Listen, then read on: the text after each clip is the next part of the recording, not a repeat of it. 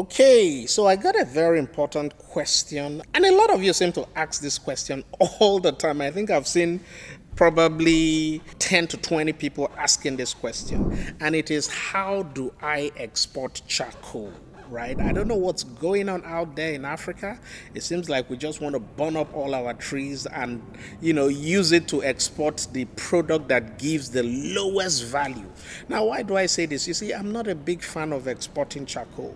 Now, if I take a tree and then I have to, go into the forest, I have to cut it down, I have to burn it, and then at the end of the day, the amount I'm getting per kilogram of the actual wood, remember, you have to reduce a lot of the quantity of the wood to get charcoal. It's actually one of the worst products for anybody to go into. Now, when I say worst, I'm talking about in terms of the economic effect it has on the country. Forests that have been devastated because people are just burning trees down to make charcoal. Yes, it's quick money, but it's not the best, right? There's a lot of things we can do with our wood resource, right? You can do art and craft, you can do furnitures and all that. But anyway, that is beside the question. Let me answer your question. And your question is, how to export charcoal. Virtually two ways. Most people asking questions about this, what you want to do is to probably load a container with bags and bags of charcoal and just export it raw. Typically you have about 100 or 50 kilogram bags that you buy from those who have gone into the forest to cut down these trees, destroy our natural resource and get the products to you. So they sell it in 50 or 100 kilogram bags. And a lot of you have also done a little research and you've seen that, you can make some money by selling those 50 and 100 kilogram bags abroad. Now, you can, but again, I'm going to be frank with you. My vision in helping small businesses to export is to help them grow a profitable business that can have an impact on Africa. Right? So a lot of you will come to me and say, hey, I want to give you a container load of charcoal.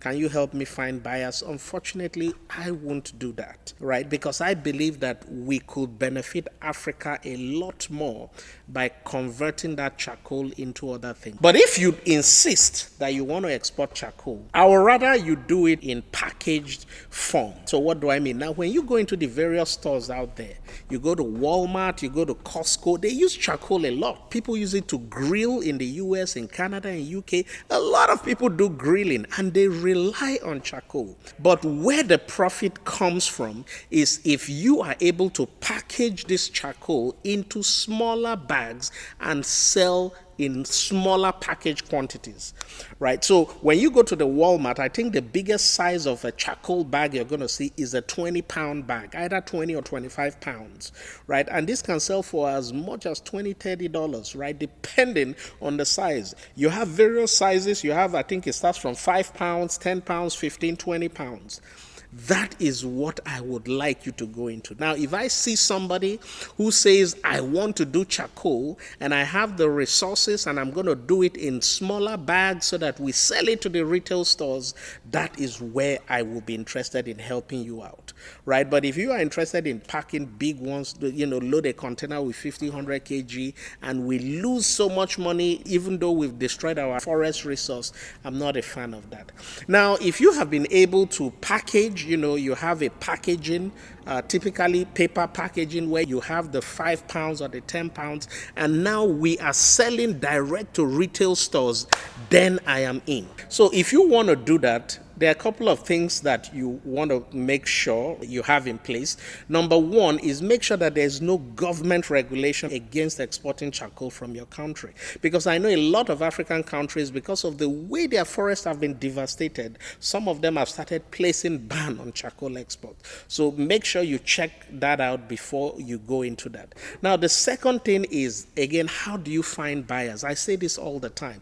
Before you go into exporting any product, make sure you have the buyers for that product. It is vital, it is important. If you don't have the buyers for that product, don't go into exporting it. Know how to find buyers. Again, a lot of it is in retail stores. I have a course, if you click the link below, you're going to see it, where I talk about the 7 key ways for small businesses to find buyers abroad. These are tested and proven ways It has been used by a lot of small businesses that we deal with.